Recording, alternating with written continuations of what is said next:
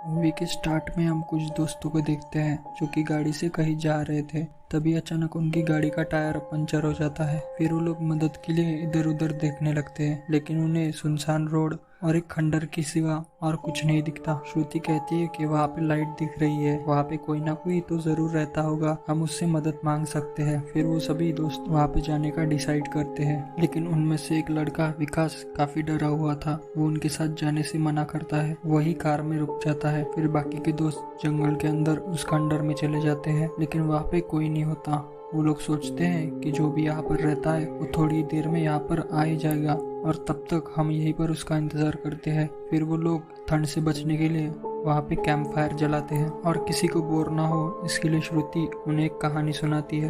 पहली कहानी करण और अंजलि की है, जिनकी अभी अभी शादी हुई है और वो लोग हनीमून के लिए कार से कहीं जा रहे थे, लेकिन करण कार की हेडलाइट बंद कर देता है ताकि वो अंजलि को डरा सके, जिसे देखकर अंजलि उसे ऐसा करने से मना करती है। पर तभी उनकी कार खराब हो जाती है। फिर करण गाड़ी ठीक करने के लिए बाहर निकलता है, लेकिन काफी देर बाद भी करण वापस नहीं आता। फिर अंजलि उसे आवाज देती है, लेकिन करण कोई जवाब नहीं देता। फिर अंजलि कार से उतरकर उसे देखने के लिए जाती है, लेकिन करण वहाँ पर नहीं था।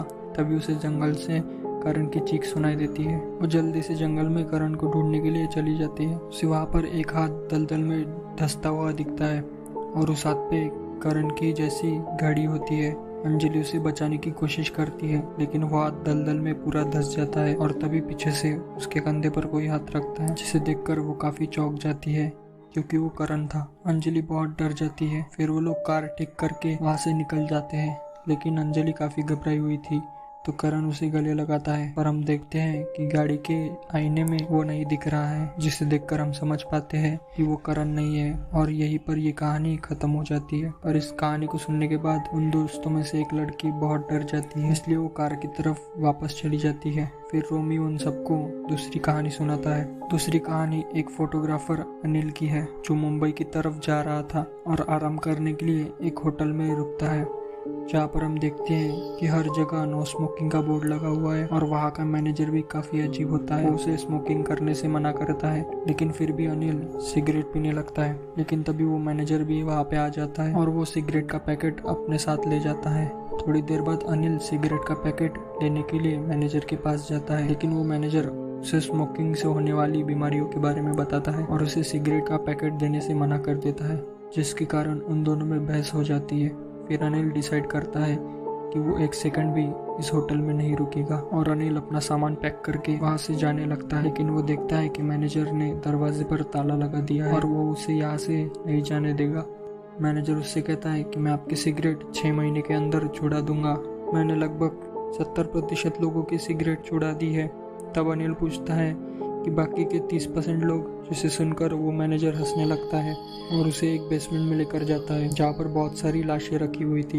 मैनेजर कहता है कि बाकी के 30% लोग ये सब है। फिर सीन चेंज होता है और हमें 6 महीने बाद का सीन दिखाया जाता है, जहाँ हम देखते हैं कि एक आदमी उसी होटल में ठहरने के लिए आया था, लेकिन इस बार मैनेजर की जगह अनिल वहाँ पर होता है, जो उस आदमी को सिगरेट पीने से मना करता है, लेकिन वो आदमी सिगरेट पीने लगता है, जिसे देखकर अनिल उसे गोली मार देता है और मैनेजर के बगल में जाकर बैठ जाता है, जिससे हम समझ पाते हैं कि इन 6 महीनों में मैनेजर के साथ रहते रहते अनिल भी उसी की तरह सनकी और पागल हो गया था और यहीं पर ये कहानी खत्म हो जाती है। तब उसमें से एक लड़की कंबल लेने के लिए गाड़ी की तरफ जाती है, लेकिन हम देखते हैं कि कोई आदमी उन पर नजर रखे है और उनके एक दोस्त को उसने पहले ही मार दिया है। तभी वो आदमी उसके सामने आ जाता है और उसे भी मार डालता है। इधर ये लोग इस बात से अनजान थे। फिर अमर अगली कहानी सुनाना स्टार्ट करता है। तीसरी कहानी दयाशंकर पांडे नाम के एक स्कूल टीचर की है, जो प्रेमिला नाम की एक बच्ची को मारा करता था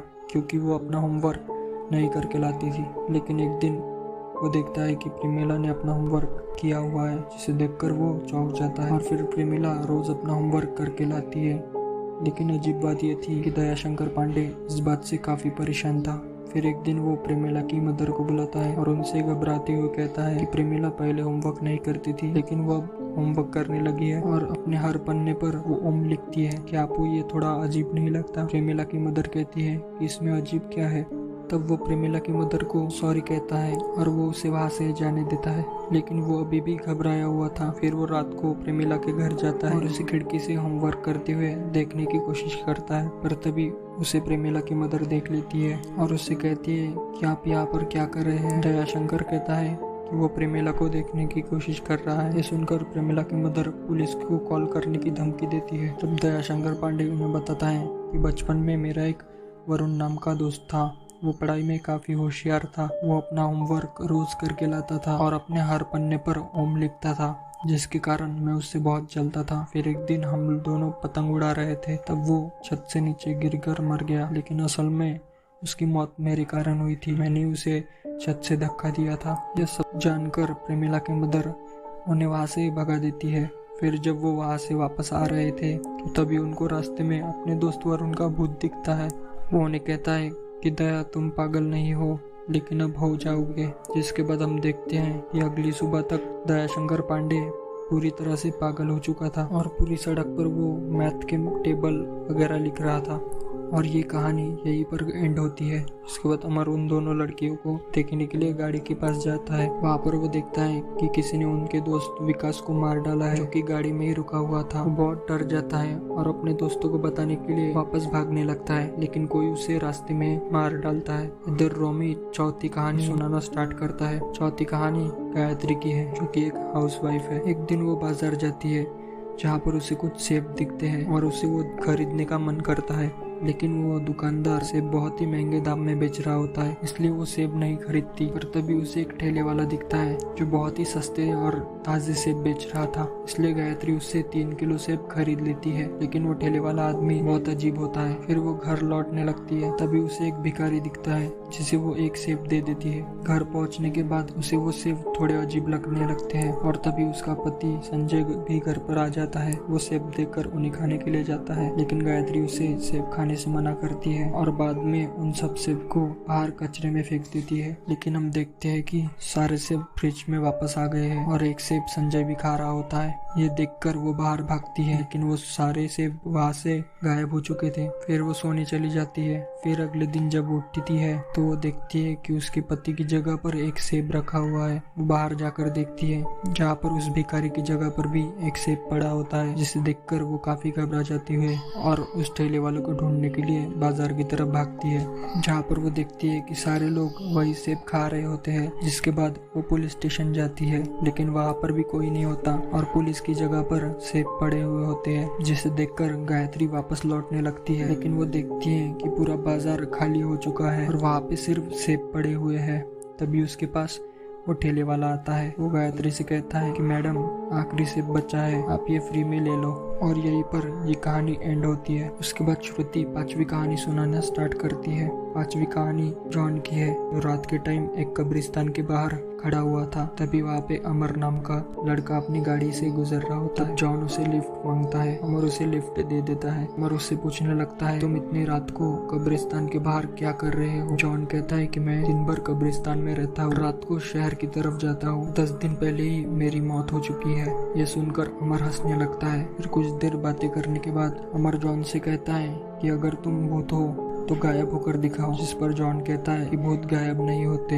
ये सब बातें सुनकर अमर बहुत परेशान हो जाता है और वो जॉन को गाड़ी से उतरने को बोलता है, लेकिन जब वो गाड़ी से नहीं उतरता तो अमर गुस्से में उसे गाड़ी से उतरने लगता है। तब जॉन उसे बताता है कि मैं मजाक कर रहा था, मेरा एक शो है जिसमें हम लोगों को बकरा बनाते हैं और उन्हें डराते हैं। मेरी बैग के अंदर एक कैमरा लगा है और मेरा क्रू मुझे फॉलो कर रहा है, लेकिन तुम 1 सेकंड के लिए भी नहीं डरे? कैसे? जिस पर अमर कहता है कि मैं एक भूत हूँ और भूत गायब हो सकते हैं। इतना कहकर अमर वहाँ से गायब हो जाता है। कुछ देर बाद जॉन का क्रू भी वहाँ पे आ जाता है। वो लोग देखते हैं कि जॉन की मौत हो चुकी है और यहीं पर ये कहानी एंड होती है। फिर रोमी बाकियों को बुलाने के लिए बाहर जाता है और तभी वहाँ पर एक आदमी आता है। वो उन्हें बताता है कि मैं यहीं पर रहता हूँ। उन्हें वो थोड़ा अजीब लगता है, इसलिए वो दोनों वहाँ से जाने लगते हैं, लेकिन वो आदमी उन्हें रोक लेता है और उन्हें कहानी सुनाने को बोलता है। फिर सुमन 6वीं कहानी सुनाना स्टार्ट करता है। 6वीं कहानी पूरब नाम के एक लड़के की है। पूरब अपनी जिंदगी से बिल्कुल भी खुश नहीं था। उसने कई बार सुसाइड करने की कोशिश की,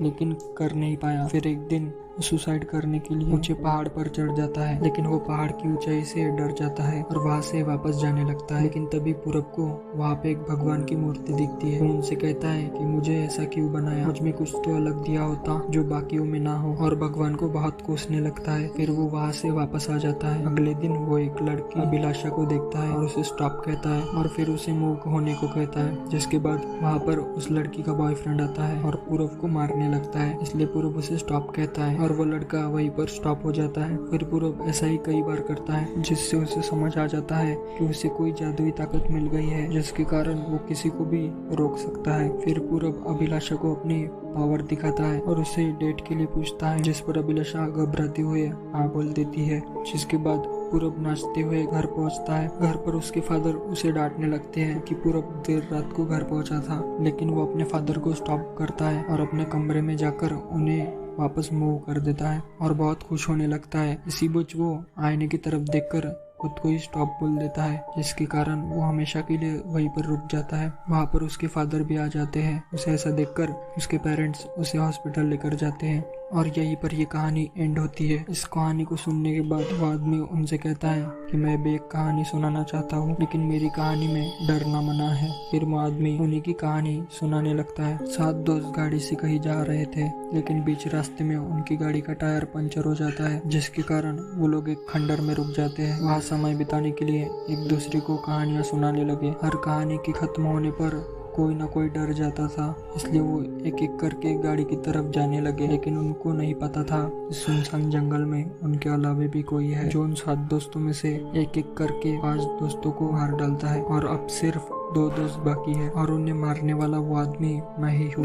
मैं दुनिया से डर खत्म करना चाहता हूँ और इसका सिर्फ एक ही रास्ता है, जो डरता है उसे खत्म कर दो। इतना कहकर वो सुमन को मार डालता है, जिसे देखकर श्रुति बहुत ज्यादा डर जाती है और अपनी जान बचाने के लिए बाहर जंगल में भाग जाती है। लेकिन वो आदमी उसे भी पकड़ लेता है और चाकू से उस पर हमला करता है और श्रुति अभी भी जिंदा थी और फिर श्रुति पत्थर से उस आदमी को मार डालती है और ये सीन यहीं पर कट हो जाता है। फिर अगले दिन जब श्रुति को होश आता है तो सड़क की तरफ मदद लेने के लिए जाती है, जहाँ पर वो देखती है कि पुलिस वाले उसके दोस्तों के शरीर को एम्बुलेंस में लेकर जा रहे थे। उनसे बात करने की कोशिश करती है, लेकिन वो उसे कोई रिप्लाई नहीं देते। लेकिन वो देखती है कि वही आदमी उसकी लाश की तरफ इशारा कर रहा है, यानी कि वो भी रात को ही मर गई थी। तब वो आदमी उसे कहता है कि हम सब मर गए हैं, अब डर कैसा। और यहीं पर ये मूवी खत्म हो जाती है। अगर आपको ये वीडियो पसंद आया तो इस वीडियो को लाइक करें और चैनल को सब्सक्राइब करके बेल नोटिफिकेशन ऑल पे सेट करें।